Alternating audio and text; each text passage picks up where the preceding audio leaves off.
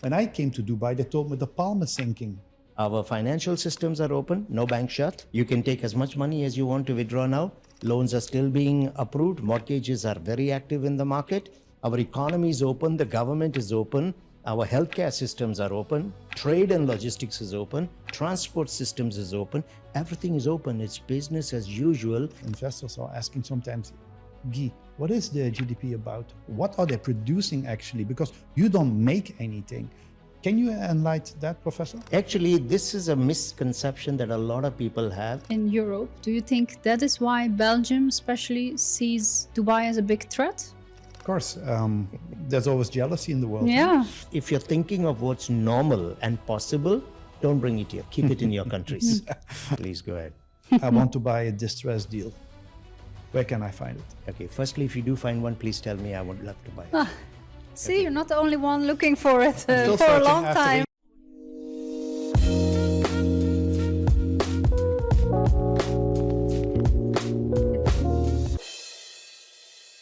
Welcome to Mr. A Talks. My name is Kristel and I'm here with two very special guests today, Dr. Anand and Mr. Guy. Dr. Anand, you are called the voice of reasoning in challenging times, I can say. Mr. Guy, CEO and founder of Best Luxury Properties, multipreneur and also a fellow investor.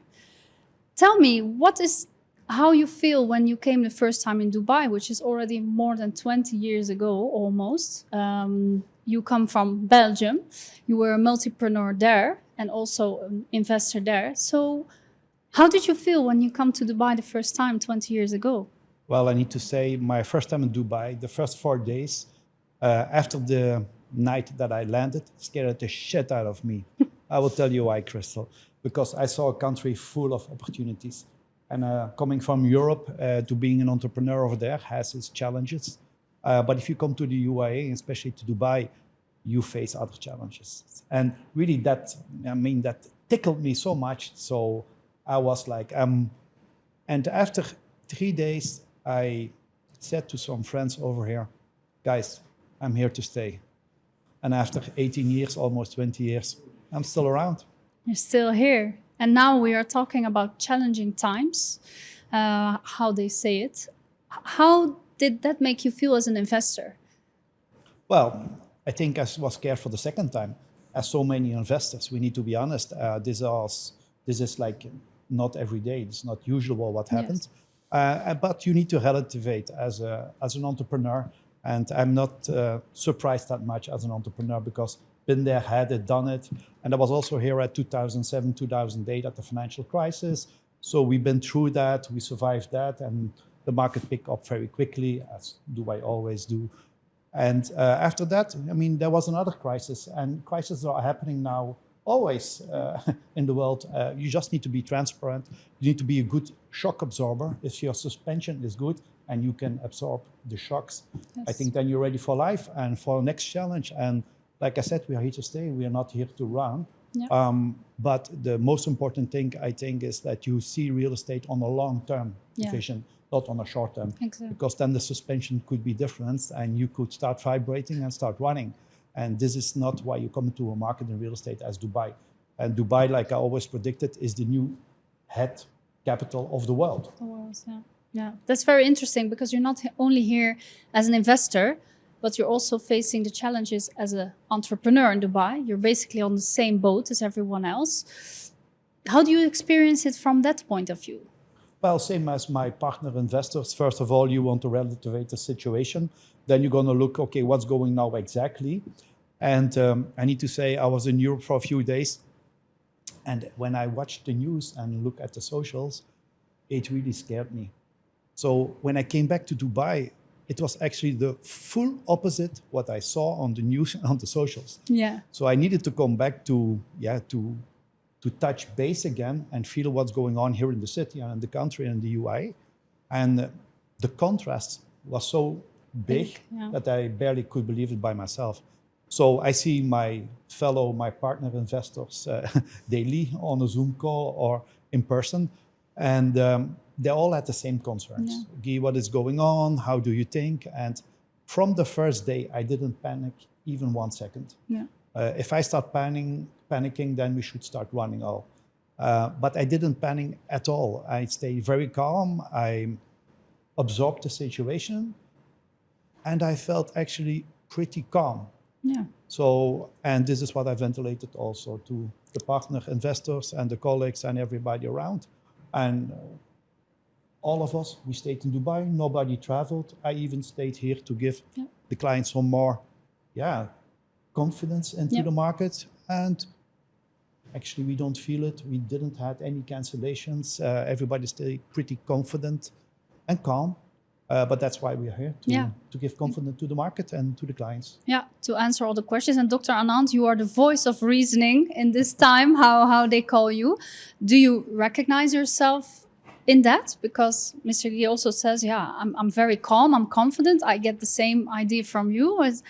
Well, absolutely. I think what's very important for us to understand here, and let me quote a report. There is the Edelman Trust Barometer Report 2026, which actually measures the trust that people have in their governments. There's an actual report that does it. Edelman Trust Barometer.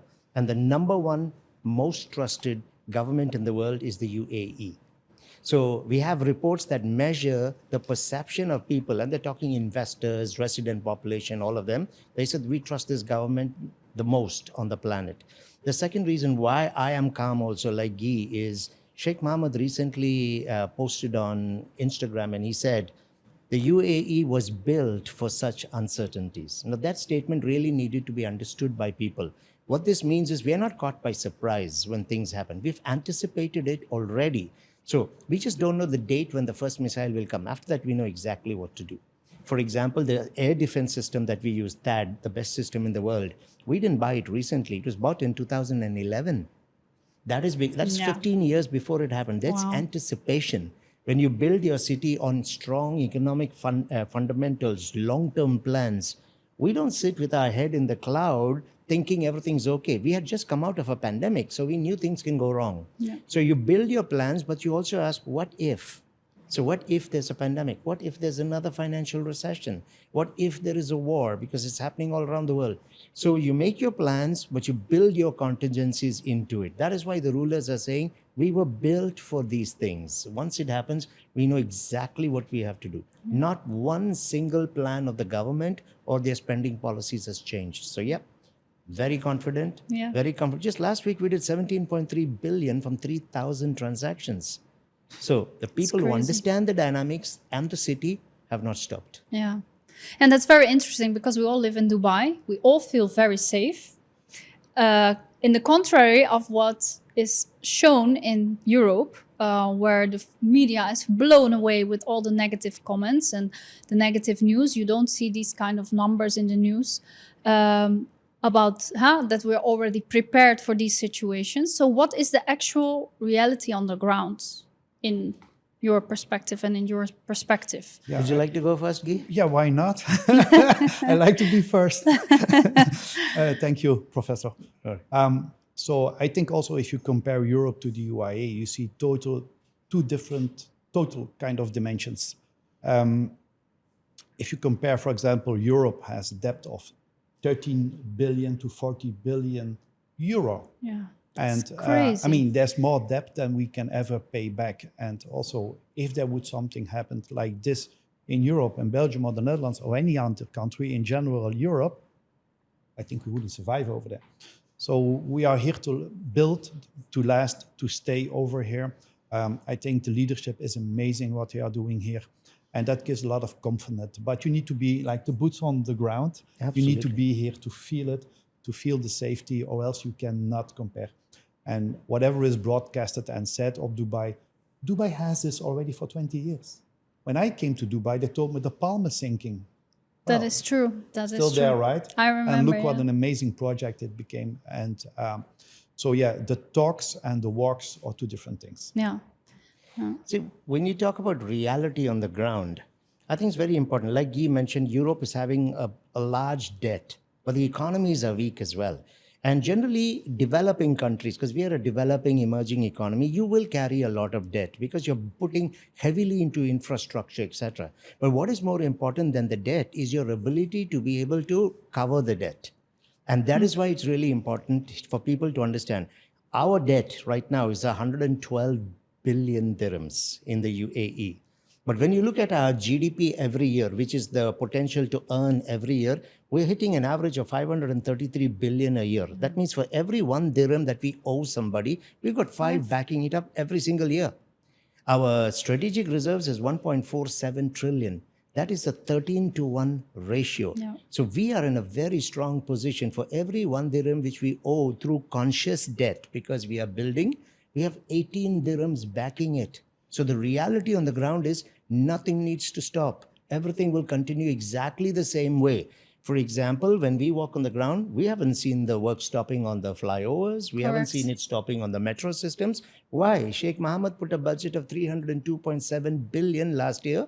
48% of that, almost 150 billion, was for infrastructure. So the money is already there for it. This is the difference when you have an engineered city and you got your plans in place. So nothing is stopping. So the reality on the ground, everything is open. Our financial systems are open, no bank shut. You can take as much money as you want to withdraw now. Loans are still being approved. Mortgages are very active in the market. Our economy is open. The government is open. Our healthcare systems are open. Trade and logistics is open. Transport systems is open. Everything is open. It's business as usual with a bit of a challenge that we face, but that is normal in any event like these which are potential to be global. Safety is not really the absence of challenges. Safety is the ability to bounce back quickly and effectively when something goes. A pandemic hit everybody, Guy. We were not planning for it, but we knew exactly what to do, which is why in 4 months, the fastest in the world, we opened for business. Agreed, yeah. That's yeah. the reality. On the pandemic, actually, we saw a lot of people coming to Dubai. Normally, they went skiing or went to another country on vacation. And that's when my business actually got a turnaround, and the people were more coming to Dubai and get to know Dubai. So a lot of the clients and my investors are asking sometimes, Guy, what is the GDP about? What are they producing actually? Because you don't make anything. Can you enlighten that, Professor? Okay. Actually, this is a misconception that a lot of people have, and probably it's just that they're just not done their research on it. We are, people say we are an import economy. We import because we don't manufacture. It's actually not true. There's a lot of manufacturing, and there's a lot of exporting that is happening from here. In fact, we have an export surplus of almost 500 billion. That means we are exporting more than we are importing. So that is happening. Things like gold, precious metals, aluminium, industrial metals, petrochemical products, polymers, food and agro produce is all being made. Pharmaceuticals are being made here, manufactured, and actually being re-exported.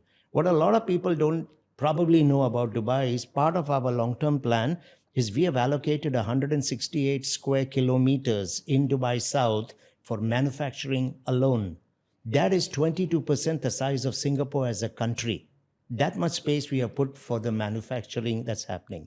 Now, there is no country that is completely dependent on an internal produce. Not even Germany, who's a big-scale manufacturer. The US, Singapore, Hong Kong, they're not about the manufacturing. Like Dubai, we sit on trade and export platforms. So we dominate global trade flow.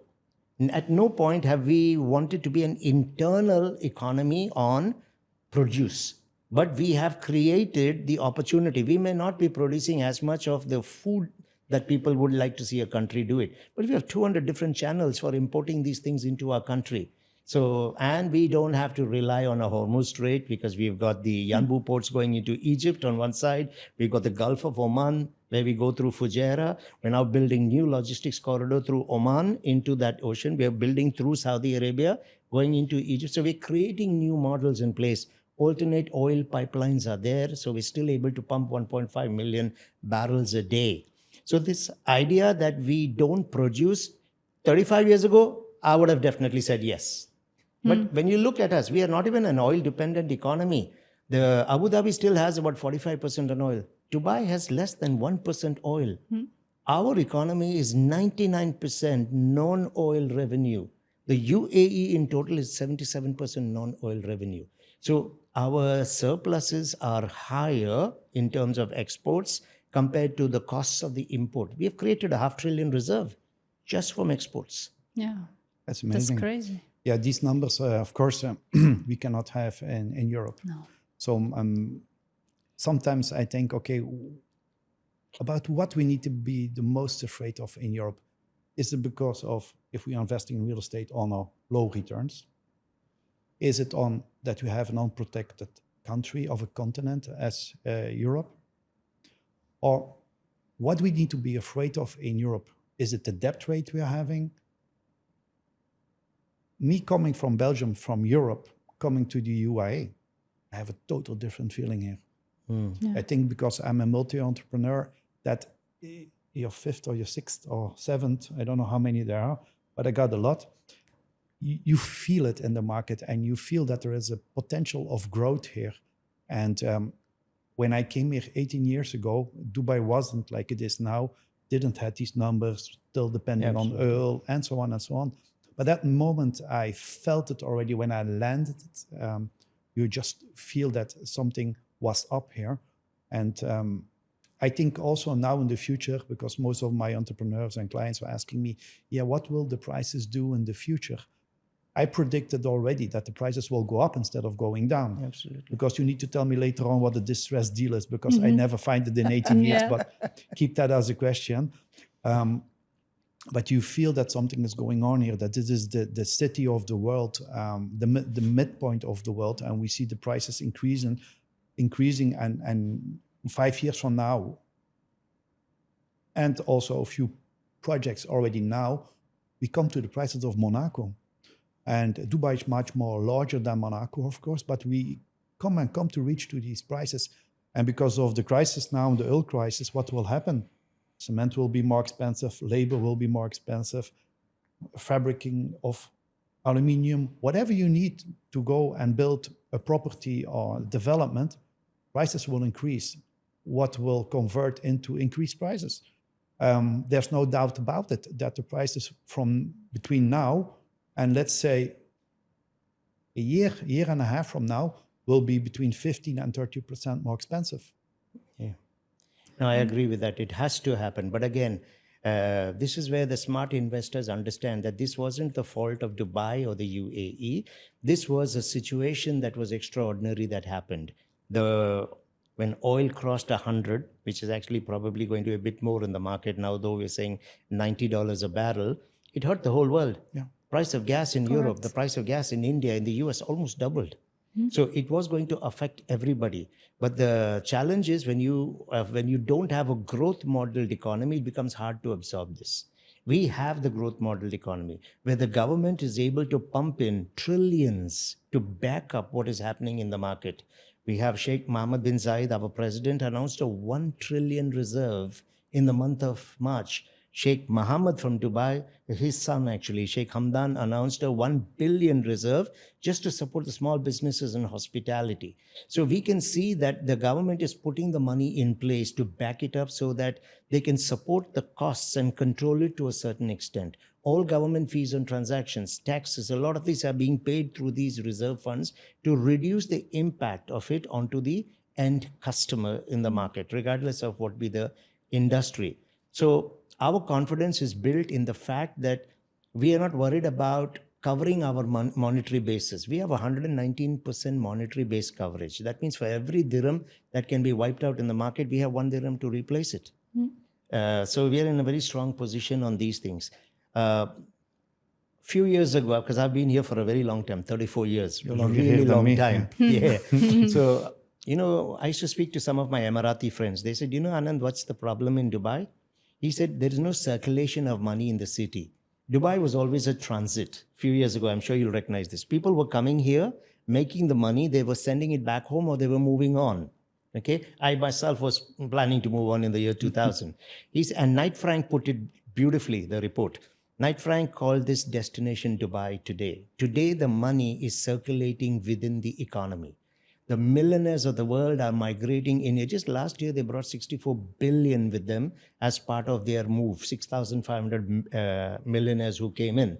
So now the money is in Dubai. Yeah. It is circulating in Dubai and it's moving from the rest of the world. Europe's challenge today, as with the US also, is they can't hold on to their money.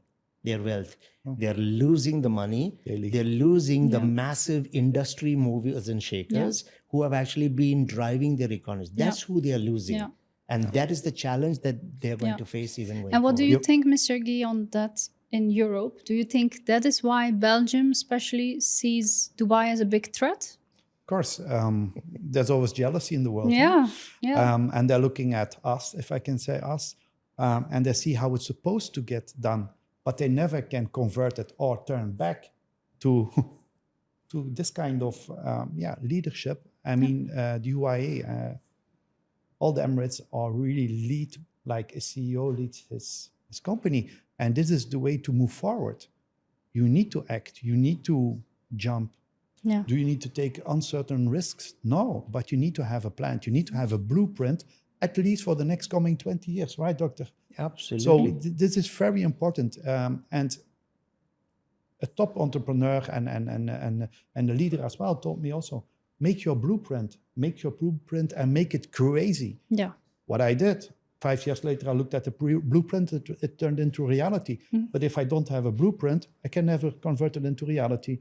And this is what done here in the UAE, and we see that very well. How many millionaires and billionaires we are hosting now?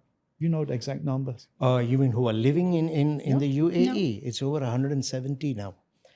In the millionaires and billionaires just in the last 5 years. So just in the last 5. So we're getting huge numbers actually coming in here. Money is moving. Money is moving. In addition Globally. to that, 650 billion is going to be coming in over the next 10 years as foreign direct investment. In greenfield direct investment projects, we're already number 1 in the world. London is number 2, Singapore is number 3. If you add London and Singapore together, we are more than both of them combined. Unbelievable. BlackRock. Yeah. BlackRock, Exactly. Blackstone also came in recently. Blackstone just put $250 million for payment platforms in Abu Dhabi, right in the middle of what's going on. Yeah. BlackRock and State Street, both of them are managing roughly $14.3 trillion. They've said we're going ahead with our expansion plans for the Middle East. Nothing has changed because of what's happening here. And I think this is important for people to understand. When you look at the market, you see there are movement-based investors. These are people based on the noise, a social media post. But if you look at what's really happening in the market, the institutional funds like BlackRock, Blackstone, etc., these are the long-term players with big monies, 50 million and above, we're talking dollars. The institutional funds, the ultra-high net worth individuals who are putting the 200 millions, the 355 million, the 422 million penthouse that went in March. These people are reading different market fundamentals. Long-term investors are also looking at the same. They are looking at something that most investors miss. The data that they look at is not social media. It's not the noise out there. And they have confirmed we are just absolutely going ahead with what is happening in Dubai because they read it long-term. You see also over the weekend, I went to Kite Beach. I want to take an ice cream, but I didn't succeed. I was 2 hours in my car to find a parking spot. And on the end of the 2 hours, I left because there was no spot left to park my car to get an ice cream. People think back home in Europe that everybody left the country. Yeah. It's a ghost town. You see it already on the streets. It's full of people. Nobody panicked. Everybody stayed calm. And you see everybody laying on the beach. So what is your point of view if you hear this from a European? How you look against that reaction?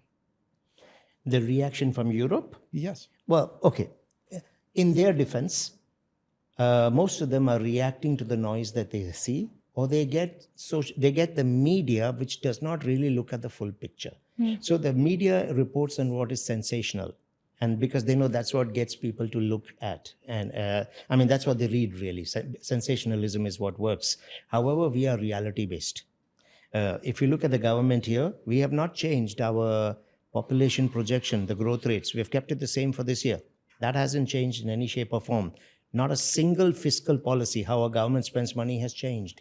So I think for people in Europe, we are very patient with them because we understand their frame of reference, the way they understand business and government is not the same like us. I mean, if you look at London, for example, it took 2,000 years to become what it is. And it's an amazing city. Paris took 1,800 years. You can look at New York took 290 years. Singapore took 68 years to become what they are. In 24 years, in less than one generation, we have put all these cities in the shade. So like you said earlier, there is some jealousy, but there's also concern. They're losing their millionaires and billionaires and large amounts of money. But they're losing it to a younger city which has got the infrastructure in place, which is visionary, which makes it easy for people to actually come in here and build your life, build your business. In fact, there was a beautiful video that got released last year. It was a promotion video in Dubai. Idris Elba, the actor from Hollywood, was in it. And that video ended with saying, bring your impossible to Dubai. So the other side of the message, the way I understood it, if you're thinking of what's normal and possible, don't bring it here. Keep it in your countries. But when you got something that's impossible, we are the place for you. Yeah. Then we came to the that's right well place. said. We also all a little bit impossible. I think also as an entrepreneur, well, you need to think about the impossible or else it will get you nowhere. Yeah. Professor, I heard something like force majeure.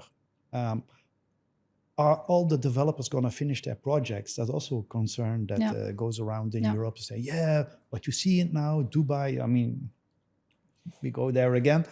You feel me already. So the concern about this is actually, are they going to finish their projects now? Will they finish it on time? What about force majeure, all the noise that they are making?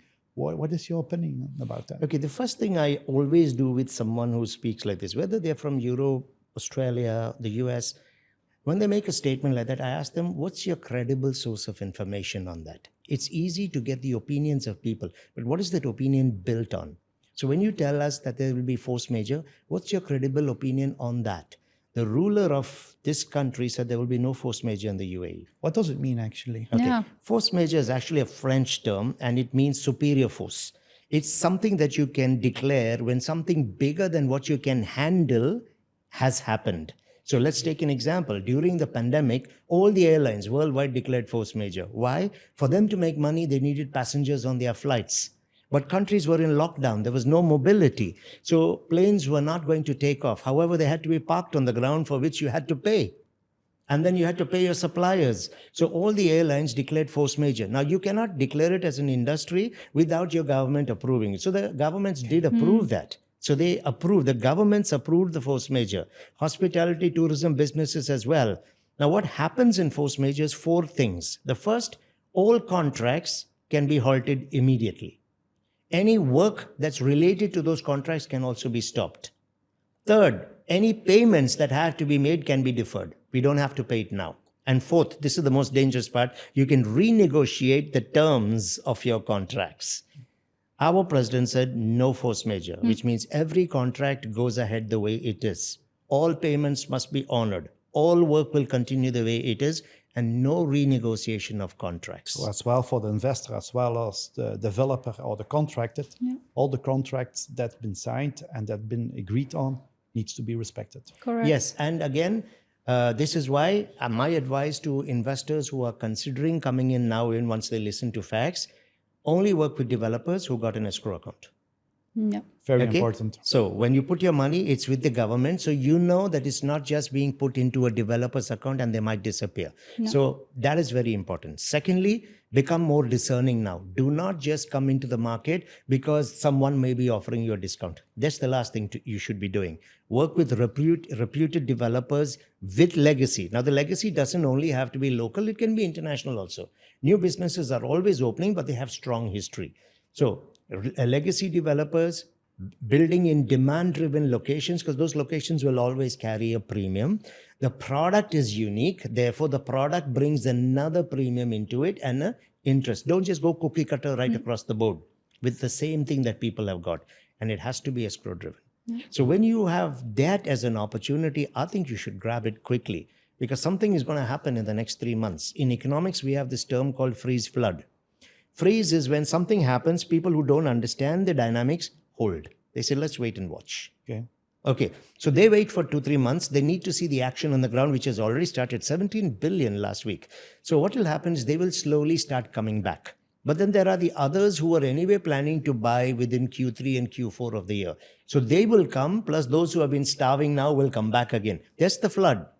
Now, when that happens, the prices are going to move upwards. Exactly. Okay, inventory might not be available. All the big boys who did launches have all sold out. Exactly. Yeah. I predicted that as well. So what we will see now in the next coming year, because now there were a lot of launches. We sold a lot. The investors came, they stayed, they invested. Now the developers are postponing their new launches. So that means when the market attracts again, and it didn't stop, keeps on going, but the developers postponed their launches. That means that we're going to have a gap in between where there will be no stock available anymore, or only a few. And where there is demand, the prices will rise. Yeah. Has to go. Correct. What I find interesting also when you talked about force majeure, if we look at also not only off-plan, but our property management, a lot of the tenants, they thought, I can use force majeure. So it's very interesting that what you say, the tenants were not able to use force majeure, but the clients and partner investors, they were very afraid that in the future, if force majeure is used, that the tenants can just say, thank you so much, I will go. It will benefit everyone. Everyone, as well. We are as investors, as well developers, as well the country. But that's because it's stable here. Exactly. And that's the fundamentals of the whole economy and the country, how it's built. It's very stable. Professor, I have another question. Please go ahead. I want to buy a distressed deal. Where can I find it? Okay, firstly, if you do find one, please tell me. I would love to buy it. See, you're not the only one looking for it Still for a searching long after time. 18 years. Okay. If you're looking for a distressed deal, you probably have to go to Europe or the US, where people want to shut shop, leave everything and come this side. You're not going to find it in Dubai. Now, does that mean there are no distressed deals in the market? Not true. There are. But those are not because a missile was thrown at Dubai. Those were there in February. They were there in December last year when we had a record year in a peak month. These are people who over-leveraged, didn't understand dynamics of investment, thought they could easily exit. So they put in their 30% and then realized why we couldn't exit because those communities were still in heavy stages of development. So now I have to put another 10%. So these people are trying to exit. That is a distressed deal that has always been there in Dubai when people misread a market, and it had nothing to do with the current situation. But if you look at the pricing on all the portals, even with Ready Homes, there has been no shift in pricing. If you look at rental trends, they haven't gone down. There will be a few odd people who will panic and will want to exit. But those few people do not define any market. So if you could find something in distress, Guy, I would love to know about it. I'm cash. Me too. I'm very happy to find the first one. But sometimes I get the questions from the clients to say, listen, you know what I would say, sorry, I interrupt you. I know. To me, the distressed deal now is the ones that people don't take. Those are the buyers who will end up being that's distressed. the trash that ended up in the market. Yeah. Thank you for that. But some of the clients were giving me a call, say, listen, I'm a little bit stressed out now at the moment. I'm sure the market will go down. I want to cancel my deal and I want to pick it up later. I'm looking for a distressed deal. How many projects can we buy today with a discount? I don't know any premium project that is worth its money that is giving the discount. I don't know any premium project. There could be some developers who may not be on the best end of the scale, and you'll have them in every market because you'll have the selective buyers and then you'll have the mass. The mass plays the discount game. So if you are looking to buy, now is the time when you are discerning about the developers. So if you really look at whether developers are offering you discounts, I'm not seeing them in the key players in the market. What they are offering instead is we do understand the fear sentiment. We do understand people needing a little bit of a carrot to push. So we might give you a softer payment plan. We may give you an opportunity to do a bit of it post handover. So at least in your mind, you believe that the risk that you're taking with your money is lesser, because you're going to spread it over 3 years and in some cases post handover. But the moment I give a discount on my product, I am myself telling you I don't value my product and I don't believe in its potential. Secondly, the good developers will not discount the project, because this means everybody who bought from me in the previous months has just been thrown under the bus. Now, how could you have confidence yourself if he's giving you a discount today, and if a situation worsens in the market, he's going to do the same thing to you tomorrow? Exactly. He's going to give more discount. If that is how you want to invest in the market, you're going to be really distressed in the end because you're going to lose out. Yeah. So once and for all, for the viewers, how would we define a distressed deal, Okay. if we can find any? All right. I think it's a ghost in the market. Absolutely. Because we are searching for it. We are not finding it. If I may take a name, Muhammad Alabar, who is considered one of the icons of Dubai real estate. And he said this in a video, in an interview. He said, I've been searching for a waterfront apartment for the last 2 months. And I'm asking for a discount and the sellers are refusing to budge. They're saying this is waterfront. And we're going to get past this. There will be more buyers than just you in the market. We're not discounting. Clear. Yeah. No discount, no distress driving the market. No. Clear. Okay. Very I have another clear. question for you. Good. Dubai Island. Yes. You like it? Oh, absolutely. It's brilliant. Why should we buy in Dubai Island? Well, it's so far away. It's close to Dera. It's a 15, 20 minutes drive from downtown. People might think, okay, the marina for the European mindset, it's over there. And Dubai Island is the opposite. It's the other way. What's the difference between a good investment, for example, in Dubai Marina, and a good investment on a future property in Dubai Island? Okay, let's first address the distance concept. I've been here from 1994. So I've seen what happened. When Dubai Marina was announced, Dubai ended on Sheikh Zayed Road. So we were sitting here wondering, what the hell are they doing, putting up a luxury waterfront lifestyle almost close to Jebel Ali, the industrial area. We couldn't figure out life there. That's because we were short-term in our vision, but the government understood the long-term of their vision. So when you launch these communities at a time when that area is looking empty, it's because you're launching for the future trend to give you as an investor the maximum potential of an increase. Arabian Ranches, people said it's in the desert next to Global Village. We have 17 communities around that now from some of the best developers in the market. So when you look at that, what is being done here, the strategy of the government is to give early mover advantage. So we create an iconic island lifestyle in an area that was never tapped before. Now, why choose that area? That is because we have part of the Urban Master Plan 2040, which will take Dubai to the #1 city in the world. We have divided Dubai into 5 zones. Culture districts is zone 1. And in zone 1, which will be heavily driving the future of this country to a city to become #1, this is the first opportunity that has showed up. Not only is it the first opportunity, we made it an island lifestyle opportunity because islands are the #1 preferred destination in the world. Anyway, golf courses are coming up next to the ocean, which we never had in Dubai before. 86 hotels are coming up. You have a mall that has 19% more leasable area than Dubai Mall. Leasable area, not incredible. physical. So It's crazy. that potential, why would we put 86 hotels on islands if we did not understand the future of people coming in? Palm Jumeirah has got 30. Palm Jebel Ali, which is twice the size, has got only 80. On the islands, we have actually put 86 hotels.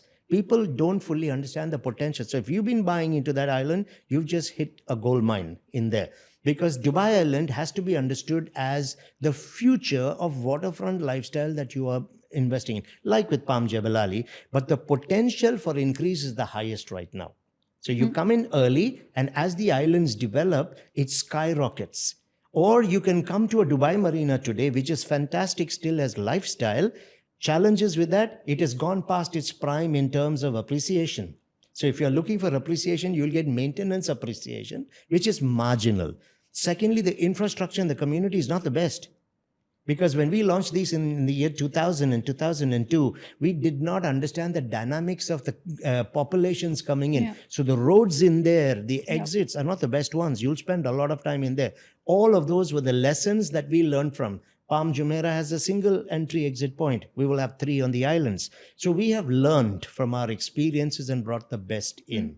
And Dubai Islands is not a small project by any shape or size. The 5 islands is 18.7 square kilometers. So if I take DIFC, I take Business Bay, I take Downtown, I take Dubai Marina, I take Blue Waters, I add them all together, Dubai Islands is bigger than all of them combined. That is a huge opportunity that is being set up.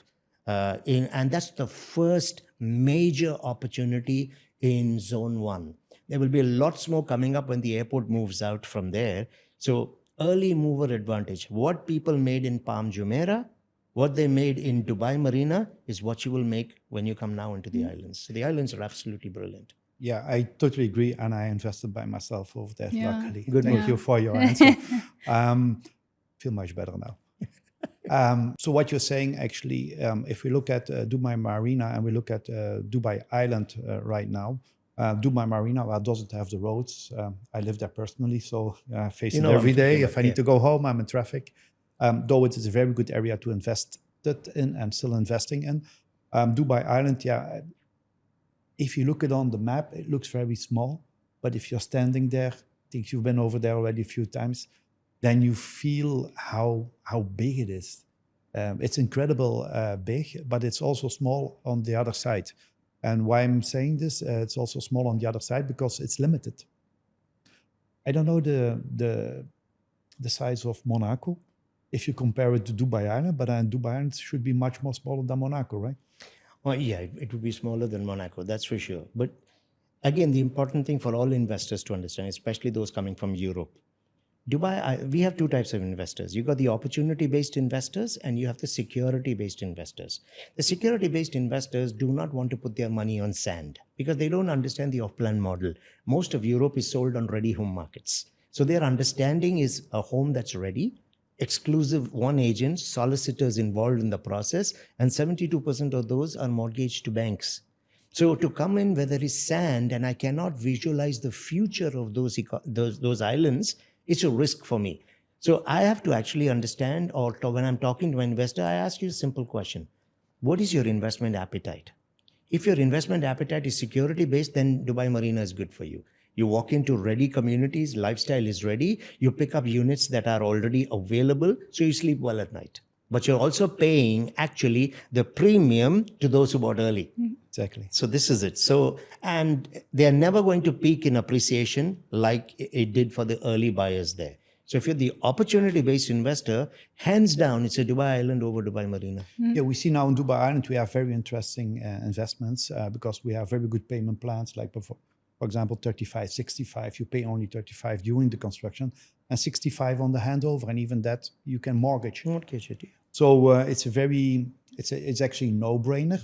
But people from Europe still have this fear. Yeah. And it's good that we all have fear, or else it wouldn't end up good with us. But how could we take away the fear of the European investors Exactly. to step in an opportunity that they don't realize that is there at the moment? I think there are a few things that become very important.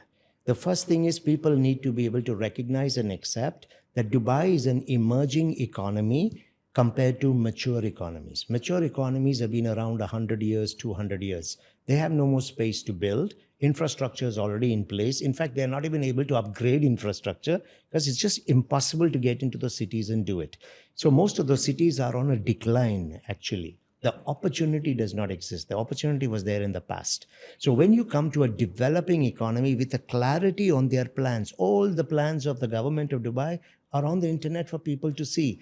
In any developing economy, anyone who has the business smarts in their head will recognize there is opportunity in developing economies, not in the mature economies. So we are in a developing economy state. So when you're a developing economy, you're looking at doubling your gross domestic product, your GDP, your foreign direct investments. Populations are moving. We have one of the highest growth rates of population coming, one of the fastest growth rate of new business signups anywhere on the world. So when all of this is coming in, there's a natural requirement for infrastructure. Another word for real estate is infrastructure. So we need to build hotels, malls, warehouses, shopping districts. Hospitals. We need hospitals. We need beaches, clubs, residential communities, office blocks. So we have convention centers. All of this needs, so there's a huge potential going forward. So I would tell the investor, real estate is actually about the future. So understand the future of Dubai. You need to look at some of the plans that Dubai has for its future. You have to look at how that plan is being executed. All of the information is there for people to read. And you need to understand that you are moving towards becoming the best city in the world. So there's a massive growth pattern ahead. Early mover advantage. The government launches areas not when the area has become popular. Because if the area is already popular, prices have gone up, competition has come in there. They will launch early so that we give you as an international investor your best possible shot at making the highest possible returns if you understand that we are a growth modeled economy. Yeah. No, true. Yeah. Sometimes I get the question, or it raises the question actually. It pops up just like that. You're very safe. Now we proved on another level that we are even safe. It's total different level where we proved on now. We have less or no taxes. Is it not too good to be true? All right. And we have a saying in Dubai, if it is too good to be true, it's probably in Dubai. Because we have understood the model.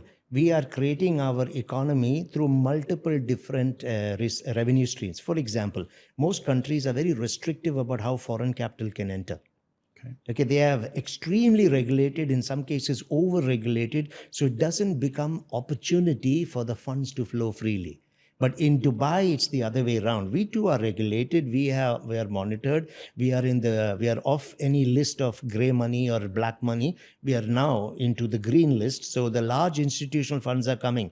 So think about this. These large institutional funds like BlackRock, Blackstone, all of them, they're putting hundreds of millions of dollars. What is the reason they are choosing to bring that money into Dubai today? They understand the future of the opportunities here.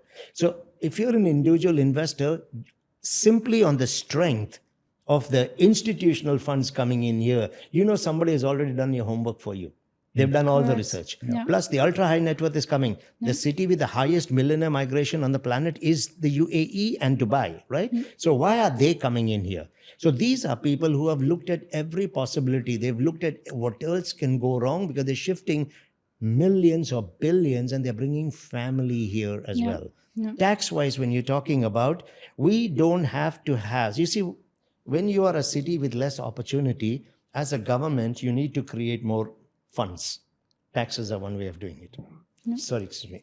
We also will have taxes and they will increase in the future. We already know that. We are not kidding ourselves. But we have multiple streams of money coming in here through diversified economies. Therefore, we don't really need to rely heavily on the taxes to be able to do that. So I think in the future, will we see taxes? Yes, of course. Let's take one example. Let's talk about the elephant in the room, income tax. Income tax is breaking the backs of people globally. We in Belgium, Yes. 50%. Yes. 50 at least. Okay. Across Europe, between 25 to 45% is happening every year. We don't have that yet here. So people are saying it will come. Yes, it could come, but understand what will be the side impact of that. Whichever country charges you income tax, then they support you through pensions, end of service, or when you are in the later years, healthcare. They give you a lot of those back in some way. Now, Dubai's model is to be the best in everything, which is why, for example, when corporate tax came in, we took the Monaco structure, which is the playground and the haven of all the billionaires of Europe. We wanted Dubai to become the Monaco of the Middle East. So when you create a tax structure, we are clear. Taxes will come. But when you compare that tax model to any other city that will tax you corporate, we will beat them. We'll have the best system. Yeah. Professor, where will we be in 5, 10, and 20 years from now? As a city, in 5 years' time, we will be number 3 on the planet. In 10 years' time, we will be the best city to live and work in. 15 years from now, I don't know if there's anything above number 1, but we'll probably get there. We'll create our own space. But I can tell you this one thing. If you are thinking about moving into a city where you can give generational wealth, long-term quality of life to your family, your children and your grandchildren, you should be considering the UAE, not just Dubai, the UAE. So that is the reason why everybody is relocating here. Yeah. So where do I see Dubai? At the top. And that's closer than we think because 5 to 10 years. Yeah. And let's say 5, 10 years from now, we're going to host a lot of people. We are now around 4 million. How many can we host? Okay, at the moment, our targets are we will hit 6 million by 2033 and we'll hit 7.8 million by 2040, the urban master plan. You might see some reports out there saying 5.8 million 2040. That is not accurate.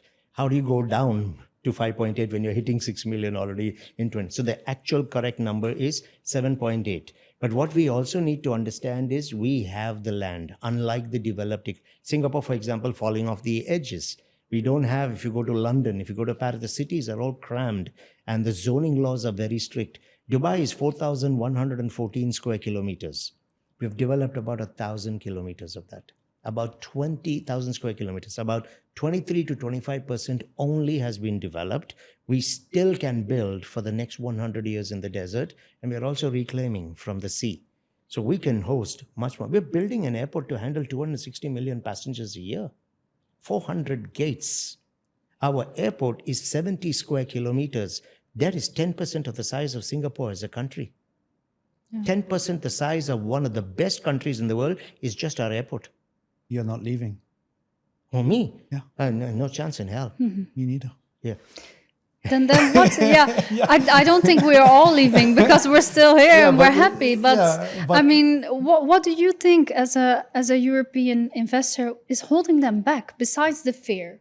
I mean, fiscal instability, we know as Europeans, they can change the rules for taxes by the week if they want.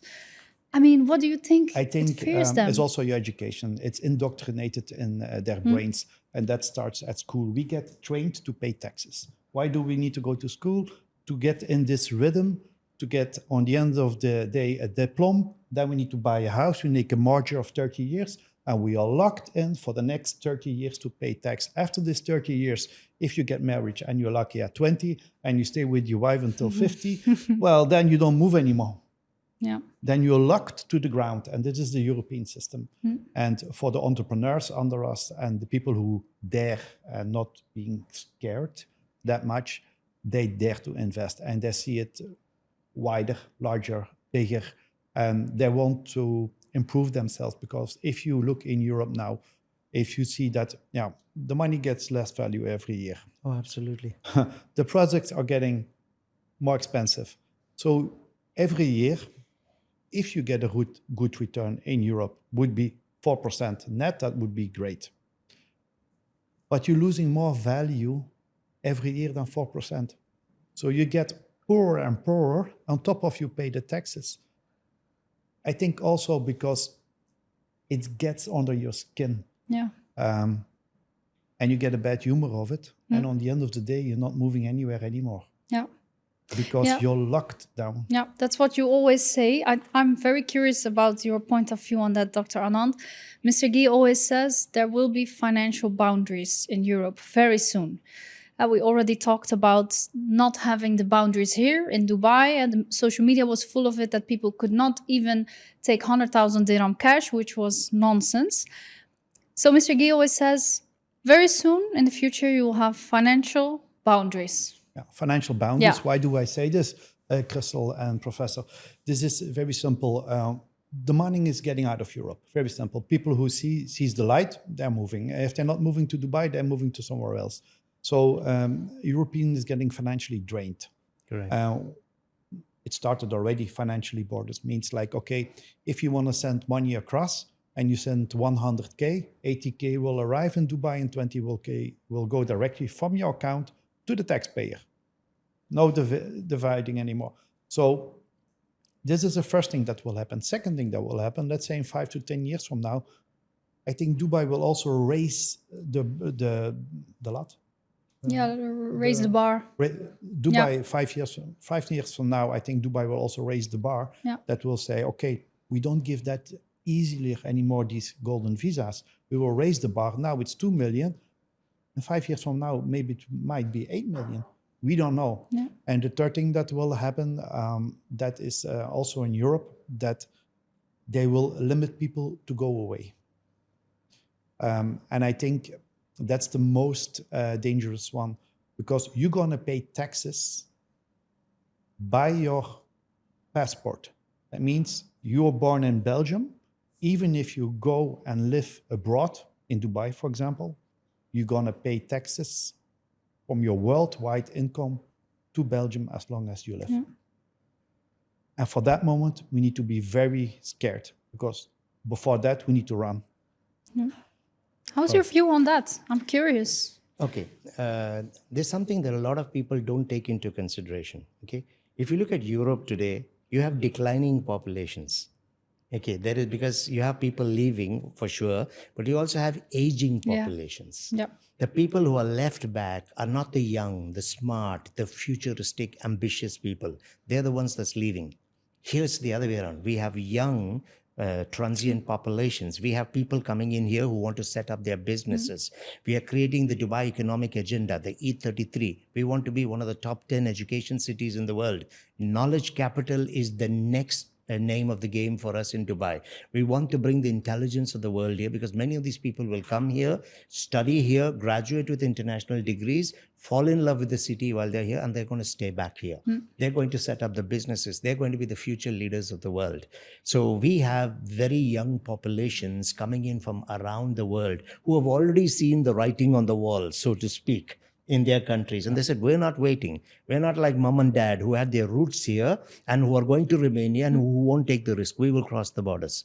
So we are seeing this huge influx coming in. And that's the reason why I feel, while there can be some control coming in the future, and control is not bad, it's good so that you are able to steer and engineer your growth. That is important.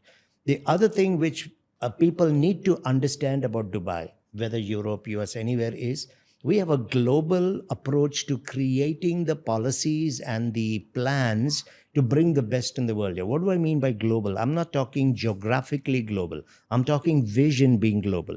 So for example, we created the Dubai economic agenda, which was purely based on the economy, the GDP, the foreign direct investments, adding 400 cities into your trade map. That was there.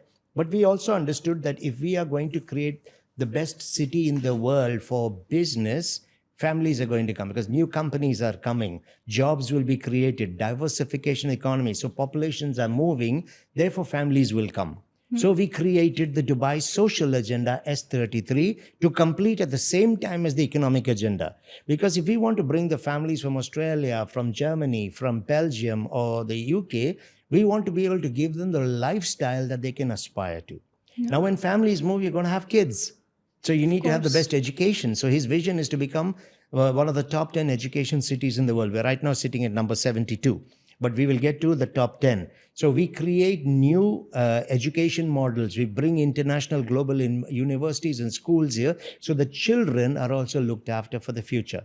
Now with all of them coming and this population doubling almost in the next 14 years, we need homes. Yep. So we have the real estate strategy 2033, all aligning to 2033. Yeah. But we're also having the quality of life strategy 2033. Because why would someone leave a developed economy where there's a lot working for him and come into the middle of the desert? Yeah. This is what I mean by global thinking. When we create our strategies, we take everything into perspective. We are building the biggest airport in the world to handle this. Now, why the airport? Because I was talking to friends of mine who work at the airport. What's your first impression of any city when you come in? It's the airport. Yeah, that's true. So you want to get off a Correct. plane and walk Yep. straight through It's to without be an having emotion. to stand in Exactly. lines and have Yep. to wait for your luggage and all Yep. of that. Yep. So your first impression, the city will work its magic on you after that.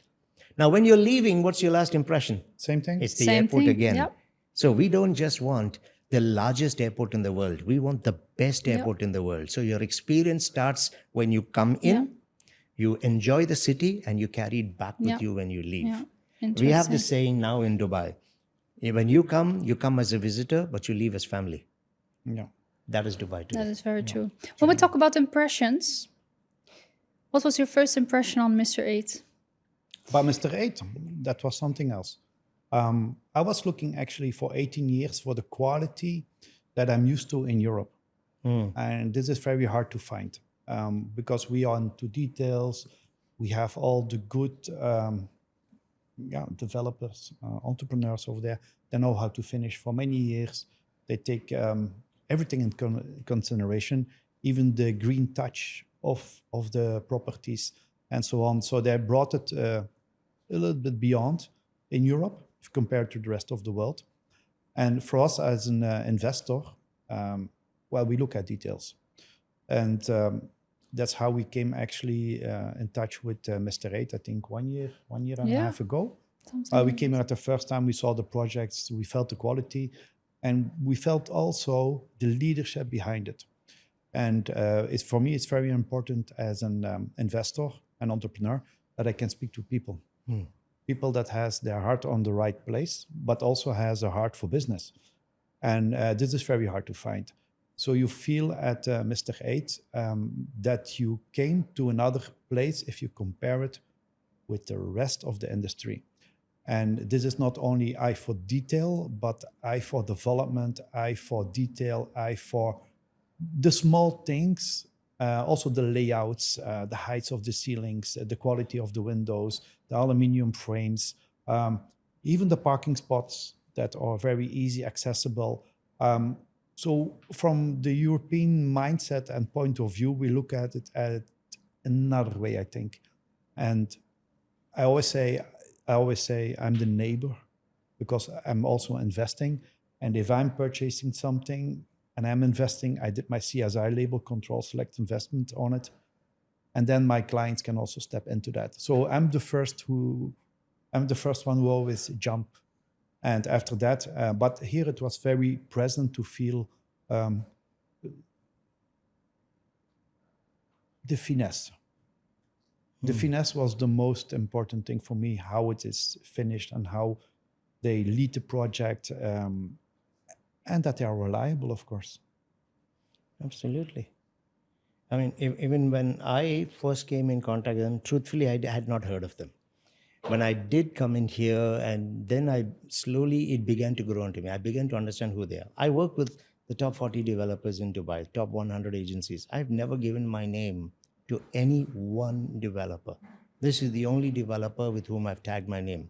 I've had about 7 developers in the last 3 weeks tell me, come and do this with them. I said, no, it's going to be Mr. 8. That's one thing. Secondly, when you have become one of the top 100 developers based on the Luxury Lifestyle Awards, you know you're doing something right. I know about the quality, the finished product will meet the promise. Developers very strong, financially positioned, has clarity with what they're doing. But I discovered something 3 days ago, which I've never said on camera, and I'm saying it now. Of course, Emils is aware of it.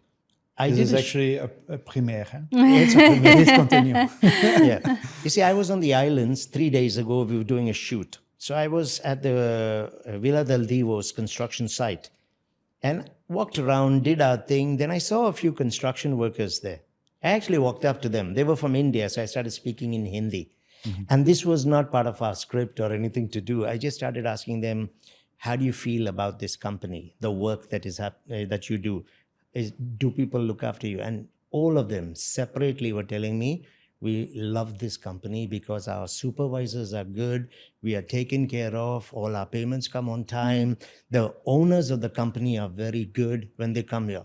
Literally all of them. They had no reason to lie because firstly, when you usually work in those levels, you tend to complain more than say anything. And then you get someone from your own country coming and speaking your language, you tend to open up. But they were genuinely happy about it. And I've always believed in one thing. You judge the greatness of people by how they treat those who are smaller than you.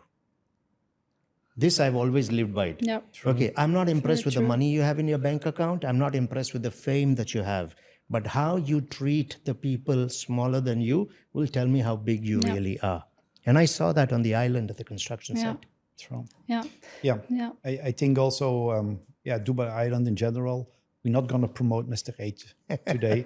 We're not going to say that they have the best payment plan, that they have the best quality, and that they're doing a great job. But as a matter of fact, actually they do. And we as a company, we are very happy that we met a developer like that and that we keep on continue working with them for the long run. And also, Kristel, we are very curious how they're going to hand over the projects. Because on the end of the day, this is the product that we're going to get. And how will that look? How will that feel?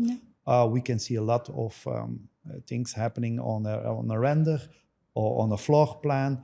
But on the end of the day, it's the touch that is the most important. And we are really looking forward how this will be delivered. That was actually going to be a question which I wanted to ask you. Because listen, Guy, not only have you invested, you are the top seller for Mr. 8, right? And you have sold almost half of the inventory or the units they had on the island. What was it that you liked so much about this developer that you decided to almost become like their ambassador? Well, I'm always looking at a point of view because I'm an investor by myself. So I'm always purchasing for myself, not for my clients in the first place. And I have something like a gut feeling. My gut feeling tells me everything, or stand up or walk away. Besides that, the brain's also working. Last time I checked. And this is very important because you need to feel the quality. You look at the development in general, and it's not like, gross. They built 80, 90, 110 projects, apartments on Dubai Island, on such a beautiful place that is actually right on the beach, it's a city on the water. And if you have all these ingredients, then you look, okay, what is the quality here? What materials they're using and how they're going to finish on the end of the day, the project, and in what time frame can they finish on time? And then you're going to look and do some research, of course, about their reputation. We did our due diligence, what we're always doing very carefully. And turned out this was a great investment as well for myself and for all our clients. But that makes us also very strong because now in most of the building, we sold half of a little bit less than half of the apartments in this project. And that gives also us a good leverage to be all together. Yeah. It makes us also strong. So I think from my point of view, great developer, good payment plans, high quality, driven by entrepreneurs and leadership. All these feelings together on top of my gut feeling, I think that was the decision to go with them. So basically, the future European investors can look to expect for the same thing from Mr. 8. And beyond. And beyond. Excellent. Fantastic. Good. This is the first time I've actually sat with a European investor in a podcast. I've just done so many, but this is the first one here. And it was a very insightful conversation. It helps me also understand how the European mentality is there and how they think about it. True. So, Guy, thank you for this time. Thank you so much, Professor. Thank That's you, a new Dr. name as Anand. well. Yeah. Now I'm thinking I need to rob a bank. Professor. This is a setting now. Yeah, Bella Ciao is what I'm going to be singing all the way home. Yeah. No, we're going to close off in Dutch as well to our Dutch viewers. So, ik ben benieuwd, wat vond je van de informatie die Dr. Anand heeft kunnen bieden? Wat andere cijfers en feiten? Well, Professor Anand, vanaf nu aan, definitely Professor Anand. Eerst en vooral, thank you so much for having this interview and this podcast with us. It was also enlightening for us to see it from your point of view. Ik vond het bijzonder aangenaam, een zeer leuke man, ook om mee te babbelen en om een keertje mee te sparren. En het doet natuurlijk weer nieuwe... inzichten misschien? Ja, inzichten. Ja. Het verbreidt je visie weer om er nog harder tegenaan te gaan. En we zien en we horen natuurlijk aan de nummers die hij natuurlijk uit het hoofd kent, waar wij nog een keertje moeten dubbel lezen, dat hij natuurlijk heel veel kennis heeft van deze markt en dat hij daarmee enorm hard ook scoort naar ondernemers die meer willen. Exact. En dat zien we hier natuurlijk terugkomen in dit gesprek eigenlijk. Ja. En het verrijkt mij alleen maar om met mensen gelijk professor Anand aan tafel te zitten en een keertje lekker uit de bal te gaan. Ja, leuk. Dus het bevestigt ook je gevoel als investeerder wel. Absoluut. Ja. Nooit aan getwijfeld. Ja. Dus ik voel me nog altijd prima veilig, Kristel. Gelukkig. En ik heb nog altijd een goed onderbuikgevoel. Top. Nou, wij blijven. We're here to stay. I think that's for sure. Yeah. Thank you so much.